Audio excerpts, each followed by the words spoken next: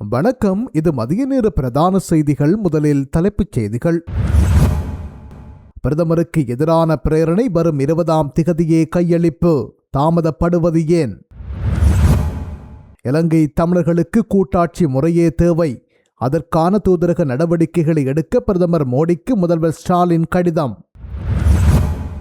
தையிட்டு திச விகாரைக்காக ஆக்கிரமிக்கப்பட்ட காணிகளை பகுதி அளவேனும் விடுவிக்க மறுப்பு, கொழும்பு கலந்துரையாடலில் திட்டவட்டம். திச விகாரைக்காக ஆக்கிரமிக்கப்பட்ட காணிகளை விடுவிக்க எவரும் மறுக்கவில்லை, அமைச்சர் சந்திரசேகர் தெரிவிப்பு. பாதுகாப்பு தரப்பினரின் சொல்லுக்கு அடிபணிந்து விட்டது அனுர அரசாங்கம், பயங்கரவாத புதிய சட்ட வரைவு குறித்து சுமந்திரன் சாடல். நாகை காங்கேசன் இடையிலான கப்பல் சேவை 18ஆம் திகதி ஆரம்பம். வடக்குக்கான ரயில் பாதை புனரமைப்பு பணி ஆரம்பம். மாகாண சபை தேர்தலை வலியுறுத்துவது குறித்து பேச தமிழரசு ஜனநாயக தமிழ் தேசிய கூட்டணி யாழ்ப்பாணத்தில் கூடுகின்றன. எமது நாட்டை ஆபரணத்துறையின் கேந்திர மையமாக மாற்ற வேண்டும். தமிழ் ஆராய்ச்சி மாநாடு படுகொலை நினைவேந்தல் நிகழ்வு நடைபெற்றது. கல்வி சீர்திருத்தம் என்ற பெயரில் ஆபாசத்தை அறிமுகப்படுத்தாதீர், எதிர்க்கட்சி தலைவர் சஜித். 40 வருட கால வரலாற்றில் அதிக வருவாய் 2025, வெளிநாட்டு வேலைவாய்ப்பு பணியகம் சாதனை. கரணியை நீக்கவே முடியாது, பிரதமர் கல்வி அமைச்சு பதவிகளில் அவர் தொடர்வார் என்றும் அமைச்சர் பிமல் பதிலடி. தொடர்வன விரிவான செய்திகள். தரமாறு ஆங்கில பாடத்தில் வயது வந்தோர் வலைத்தளத்துக்கான இணைய இணைப்பு சேர்க்கப்பட்ட விவகாரம் இலங்கை அரசியலில் பெரும் பேசுபொருளாக மாறியுள்ளது. இதனை மையப்படுத்தியதாகவே கல்வி அமைச்சரான பிரதமர் கரணி அமரசூரியவுக்கு எதிராக நம்பிக்கையில்லா பிரேரணையை கொண்டு வருவதற்குரிய ஏற்பாடு இடம்பெறுகின்றது. எனினும் கல்வி மறுசீரமைப்பை சீர்குலைப்பதற்கான எதிரணிகளின் சதி நடவடிக்கை இதுவென நம்பிக்கையில்லா பிரேரணை தொடர்பில் ஆளுங்கட்சி கருத்து வெளியிட்டுள்ளது. ஜனவரி மாதத்துக்குரிய 2வது வார நாடாளுமன்ற அமர்வு எதிர்வரும் 20ஆம் திகதி ஆரம்பமாகின்றது என்பதும் குறிப்பிடத்தக்கது. பிரதமர் பதவியிலிருந்தோ அல்லது கல்வி அமைச்சு பதவியிலிருந்தோ கலாநிதி கரணி அமரசூரியவை நீக்குவதற்கான எந்தவொரு நடவடிக்கையும் எடுக்கப்பட மாட்டாது என்று அமைச்சர் பிமல் ரத்நாயக்க தெரிவித்துள்ளார்.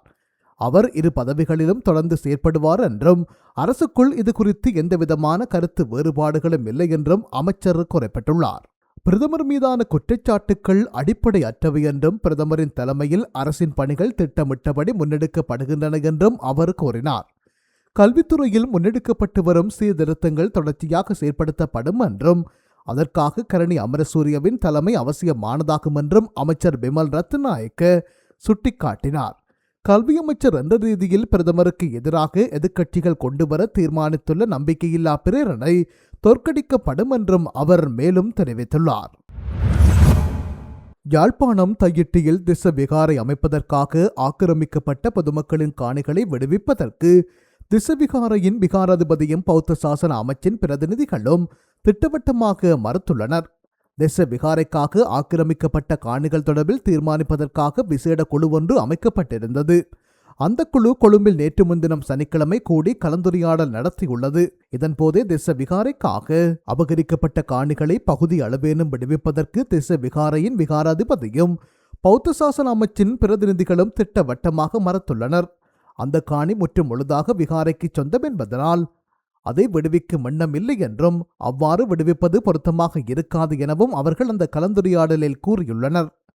திச விகாரை அமைக்கப்பட்டுள்ள குறிப்பிடத்தக்க பகுதியை தவிர ஏனைய காணிகளை விடுவிப்பதற்கு ஜனாதிபதி அனுரகுமார திசாநாயக்க தலைமையிலான அரசு நடவடிக்கை எடுத்துள்ளது என்று அண்மையில் தகவல்கள் வெளிவந்திருந்தன.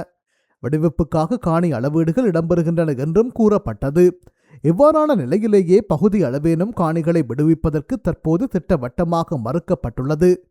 யாழ்ப்பாணம் மாவட்ட செயலர், தெல்லிப்பளை பிரதேச செயலர், பௌத்த சாசன அமைச்சக அதிகாரிகள் உள்ளிட்ட பலர் இந்த கலந்துரையாடலில் கலந்து கொண்டனர் என்பதும் குறிப்பிடத்தக்கது. இலங்கையில் தற்போது நடைபெற்று வரும் அரசமைப்பு சீர்திருத்தங்களால் இலங்கை தமிழ் சமூகத்திற்கு ஏற்படும் கடுமையான பாதிப்புகளை களைந்திட வேண்டுமென்றும் தமிழ் மக்களின் குறைகளை நிவர்த்தி செய்யும் வகையிலான ஒரு அரசமைப்பு செயல்முறையை கொண்டு வருவதற்கு இந்திய அரசு இலங்கை அதிகாரிகளுடன் உயர்மட்ட அளவில் தூதரக நடவடிக்கைகளை மேற்கொள்ள வேண்டுமென்று கோரி பிரதமர் நரேந்திர மோடிக்கு தமிழக முதல்வர் மு.க. ஸ்டாலின் கடிதம் எழுதியுள்ளார். இலங்கையில் உள்ள தமிழ் சமூகத்தின் நலன் மற்றும் அரசியல் உரிமைகள் தொடர்பான ஆழ்ந்த கவலைக்குரிய ஒரு விஷயம் குறித்து பிரதமரின் கவனத்துக்கு தாம் கொண்டு வருகின்றார் என அவர் தெரிவித்துள்ளார். ஆழமான வரலாற்று, கலாச்சார மற்றும் உணர்வு பூர்வமான பிணைப்புகளின் காரணமாக இலங்கையில் உள்ள தமிழர்களின் உரிமைகளையும் எண்ணங்களையும் நிலைநிறுத்துவதில் தமிழ்நாடு முன்னணியில் இருந்து வருகின்றது என்றும், தமிழ்நாட்டின் முதல் அமைச்சர் என்ற முறையில் இந்தியா மற்றும் இலங்கையில் உள்ள மரியாதைக்குரிய தமிழ் தலைவர்களிடமிருந்து பெறப்பட்ட கோரிக்கைகளின் அடிப்படையில் இலங்கையில் முன்மொழியப்பட்ட புதிய அரசமைப்பு தொடர்பான பிரச்சினை குறித்து பிரதமரின் மேலான கவனத்திற்கு கொண்டு வருவது தனது கடமை என்றும் அவர் குறிப்பிட்டுள்ளார். இலங்கையில் தற்போது நடைபெற்று வரும் அரசமைப்பு சீர்திருத்தங்களால் இலங்கை தமிழ் சமூகத்துக்கு ஏற்படும் கடுமையான பாதிப்புகளை எடுத்துரைக்கும் விரிவான கோரிக்கைகளை தாம் பெற்றுள்ளமையை அவர் குறிப்பிட்டுள்ளார். இலங்கை தமிழர்கள் 77 ஆண்டுகளுக்கு மேலாக திட்டமிட்ட பாகுபாடு, வன்முறை மற்றும் அவர்களின் உண்மையான உரிமைகளை கட்டுப்படுத்தும் முயற்சிகளை சகித்து வந்துள்ளனர் என்றும், பலர் இதனை தங்கள் சமூகத்துக்கு எதிரான இனப்படுகொலை என்று விவரிக்கும் ஒரு நிலைக்கு வழிவகுத்துள்ளது என்றும் முதலமைச்சர் வருத்தத்தோடு சுட்டிக்காட்டியுள்ளார். சுதந்திரத்துக்கு பிந்தைய இலங்கையின் அரசமைப்புகள் 1978 ஆண்டுகளின் அரசமைப்பு அனைத்தும் ஒரு ஒற்றையாட்சி அரசு கட்டமைப்பில் வேரூன்றி இருந்தது என்றும், இது திட்டமிட்ட இன வன்முறை, கட்டமைப்பு ரீதியான ஒடுக்குமுறை மற்றும் தமிழ் மக்களின் அடிப்படை உரிமைகளை மறுப்பதற்கு வழிவகுத்துள்ளது என்றும் தெரிவித்துள்ள அவர், உள்நாட்டு போர் முடிவடைந்த கடந்த 16 ஆண்டுகளாக இந்த ஒற்றையாட்சி கட்டமைப்பு பாரம்பரியமாக தமிழர்கள் வாழ்ந்து வந்த பகுதிகளில் மக்கள் தொகை மாற்றங்கள், நில அபகரிப்புகள் மற்றும் தமிழ் அடையாளத்தின் சிதைவு ஆகியவற்றுக்கு தொடர்ந்து வழிவகுத்து வருவதாக வருத்தத்துடன் குறிப்பிட்டுள்ளார்.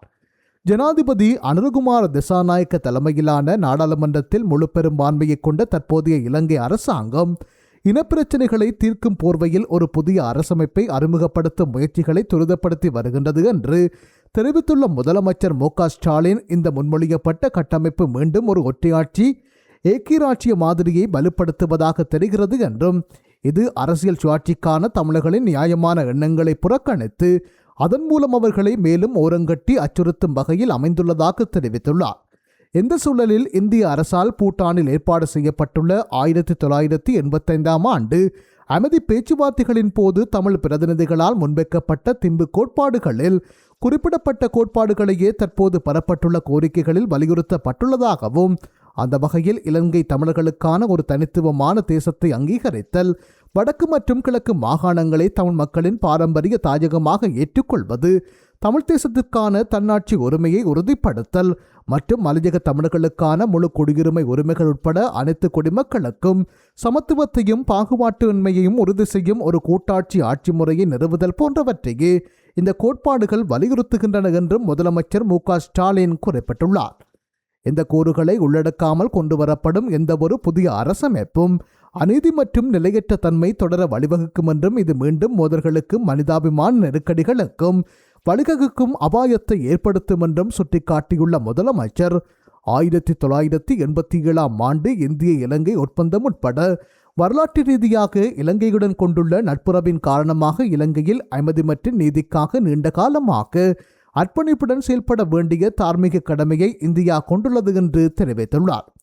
இலங்கை தமிழர்களின் அவலநிலை தமிழ்நாட்டில் ஆழமான தாக்கத்தை ஏற்படுத்துகிறது என்றும், லட்சக்கணக்கான மக்கள் அங்குள்ளவர்களை தங்கள் உறவினர்களாக கருதுகின்றனர் என்றும் தெரிவித்துள்ள முதலமைச்சர், இலங்கையில் வாழும் தமிழர்களின் நிலைமையில் ஏற்படும் எந்தவொரு சரிவும் இருதரப்பு உறவுகளுக்கும் இரு நாடுகளுக்கு இடையிலான உறுதிப்பாட்டிற்கும் பெரிய அளவில் தாக்கங்களை ஏற்படுத்தும் என்றும் கவலையோடு குறிப்பிட்டுள்ளார்.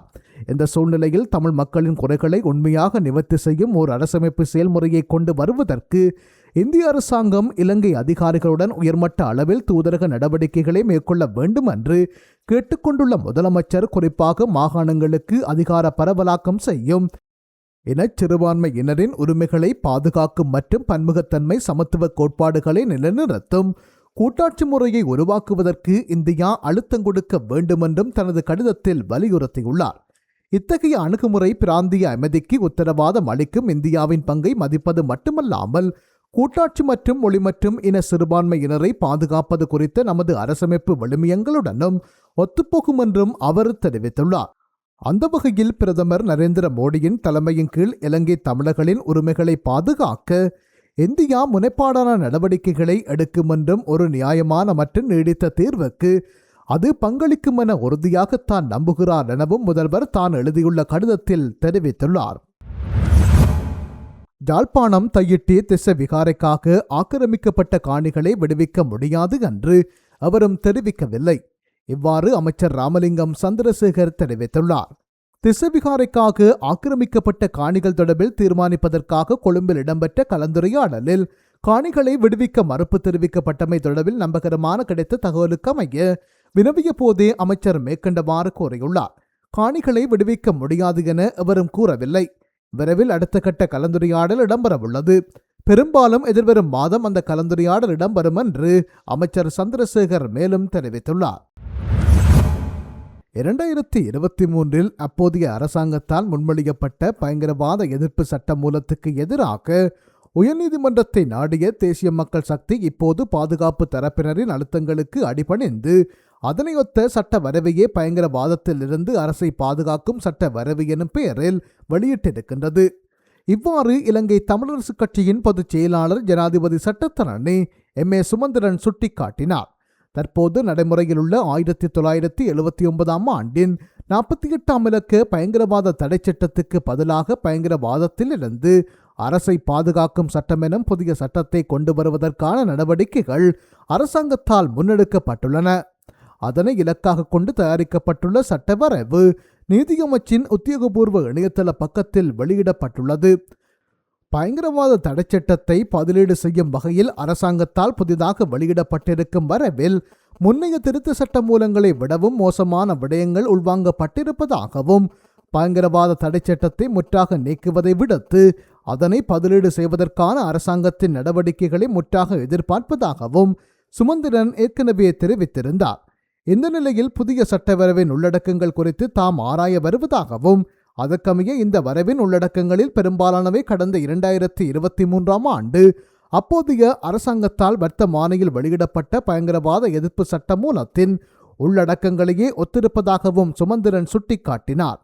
அது மாத்திரமன்றி இந்த புதிய வரைவை தயாரித்த நிபுணர் குழுவில் அங்கம் வகித்த பாதுகாப்புத்துறையைச் சேர்ந்த பிரதிநிதிகள் பயங்கரவாத செயற்பாடுகளை தடுப்பதற்கு இந்த புதிய வரைவு கூட போதுமானதல்ல என முரண்பட்டதாக அறிய கிடைத்துள்ளதாக சுட்டிக்காட்டிய சுமந்திரன், எனவே எதிர்க்கட்சியாக இருந்தபோது முன்னிறுத்திய தமது கொள்கையை புறந்தள்ளிவிட்டு இப்போது அரசாங்கம் பாதுகாப்பு தரப்பினரின் அழுத்தங்களுக்கு அடிபணிந்து இந்த வரைவை வெளியிடப்பட்டிருப்பதாகவும் விசனம் வெளியிட்டுள்ளார். எவ்வாறானதொரு பின்னணியில் புதிய வரைவின் உள்ளடக்கம் தொடர்பில் முழுமையாக ஆராய்ந்ததன் பின்னர் வெகு விரைவில் தமது நிலைப்பாட்டை தெளிவுபடுத்தி நீதி அமைச்சுக்கு கடிதம் அனுப்பி வைப்போம் என்று சுமந்திரன் மேலும் குறிப்பிட்டுள்ளார். எமது நாட்டை ஆபரணத்துறையின் கேந்திர மையமாக மாற்ற வேண்டும் என்று எதிர்க்கட்சித் தலைவர் சஜித் பிரேமதாச தெரிவித்துள்ளார். கொழும்பில் நேற்று முன்தினம் நடைபெற்ற கண்காட்சியில் பங்கேற்ற போது அவர் மேற்கண்டவாறு குறிப்பிட்டுள்ளார். அவர் மேலும் கூறுகையில், இரத்தின கற்கள் மற்றும் ஆபரணத்துறையில் ஒரு நாடாக நாம் அடைந்துள்ள முன்னேற்றத்தைக் கண்டு நான் மிகவும் மகிழ்ச்சி அடைகின்றேன். இந்த நாட்டில் காணப்படும் இரத்தினக்கல் மற்றும் ஆபரணத்துறை அடைந்து கொண்டுள்ள முன்னேற்றங்கள் தொடர்பில் புரிந்து கொள்ளும் சந்தர்ப்பங்கள் எனக்கு கிட்டியுள்ளது. ஆகையினால் இந்த முன்னேற்றத்தை மேலும் மேம்படுத்த இந்த துறையில் பின்பற்றப்பட்டு வரும் விதிமுறைகளை தளர்த்த அரசாங்க நடவடிக்கை எடுக்க வேண்டும். இந்த துறைக்கு பெற்றுக் கொடுக்க முடியுமான சகல வகையுமான ஊக்கங்களையும் பெற்றுக் கொடுப்பதற்கு அரசாங்க நடவடிக்கை எடுக்க வேண்டும். கொழும்பு சங்கிரிலா கோட்டலில் நடைபெற்ற இந்த கண்காட்சியை சஜித் பிரேமதாச பார்வையிட்டார். கடந்த காலத்திலிருந்து பாடங்களை கற்றுக்கொண்டு சட்டம் மற்றும் ஒழுங்கு விதிகளில் காணப்படும் தடைகளை நீக்கி முறையான அபிவிருத்தி மேற்கொள்ளப்பட வேண்டும் என்று அவர் மேலும் தெரிவித்துள்ளார். யாழ்ப்பாணத்தில் நடைபெற்ற 4வது உலக தமிழராட்சி மாநாட்டில் படுகொலை செய்யப்பட்டவர்களின் 52வது ஆண்டு நினைவேந்த நிகழ்வு நேற்று முன்தினம் நடைபெற்றது. யாழ்ப்பாணம் முற்றவெளியில் அமைந்துள்ள உலக தமிழராட்சி மாநாட்டு படுகொலை நினைவாலயத்தில் இலங்கை தமிழரசுக் கட்சியின் ஏற்பாட்டில் இந்த நினைவேந்தல் நடைபெற்றது. இதில் இலங்கை தமிழரசுக் கட்சியின் பதில் தலைவர் CVK சிவஞானம், யாழ் மாநகர சபை முதல்வர் திருமதி மதிவதனி விவேகானந்த ராசா, பிரதேச சபை தவிசாளர்கள், உறுப்பினர்கள், பொதுமக்கள் என பலர் கலந்து கொண்டு அஞ்சலி செலுத்தினர். 1974 ஆண்டு ஜனவரி மாதம் 3ஆம் தேதி தொடக்கம் 10ஆம் தேதி வரை யாழ்ப்பாண வீரசிங்க மண்டபத்தில் நடைபெற்ற 4வது உலக தமிழராட்சி மாநாட்டில் ஏற்பட்ட கலவரத்தில் 9 பேர் படுகொலை செய்யப்பட்டனர். உலகளாவிய ரீதியில் முக்கியத்துவம் வாய்ந்த இந்த மாநாட்டை யாழ்ப்பாணத்தில் நடத்தப்படாமல் அப்போதைய ஸ்ரீமாபா பண்டாரநாயக்க தலைமையிலான அரசு போலீஸ் துறையினரை ஏவி கலவரத்தை ஏற்படுத்தியிருந்தது. இதன்போது 9 தமிழர்கள் படுகொலை செய்யப்பட்டனர். அது மட்டுமின்றி தமிழர்கள் மனதில் நீங்காத வடுவாக இந்த படுகொலை சம்பவம் பதியப்பட்டது.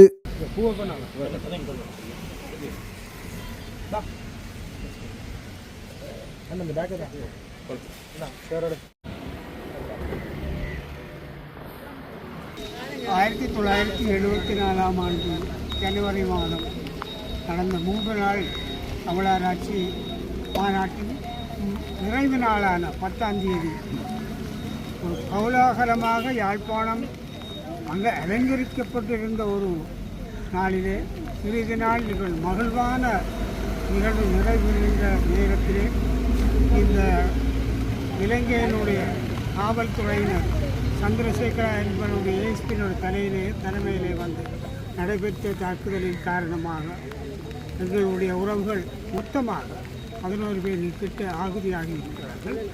அந்த அநியாயமான அழிப்புக்கு இன்னும் நீதி கிடைக்கவில்லை.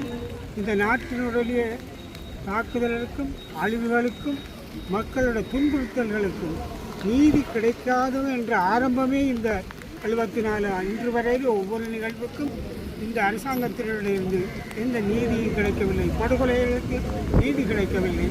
ஆகவே நீதி கிடைக்கின்ற ஒரு நிலம் இந்த நாடாகும் என்று நாங்கள் எதிர்பார்த்தால் அதுக்கு மறுபுறமாக நீதி கிடைக்காத ஒரு நாட்டிலே தான் நாங்கள் வாழ்ந்து கொண்டிருக்கிறோம் என்பதை நினைவு கூர்த்தி தமிழினம் மீண்டும் மீண்டும் எந்த அழிவை சந்தித்தாலும் மீண்டெழுகின்ற ஒரு இனமாக ஏதோ வகையிலே எங்களுடைய சுயத்தையும் தன்னாதிக்கத்தையும் தன்னாட்சியையும் நிலைநிறுத்துவதற்கான ஒரு சத்தியத்தை இந்த ஆத்மாக்களுடைய அடியிலே இருந்து எடுத்துக்கொள்கிறோம்.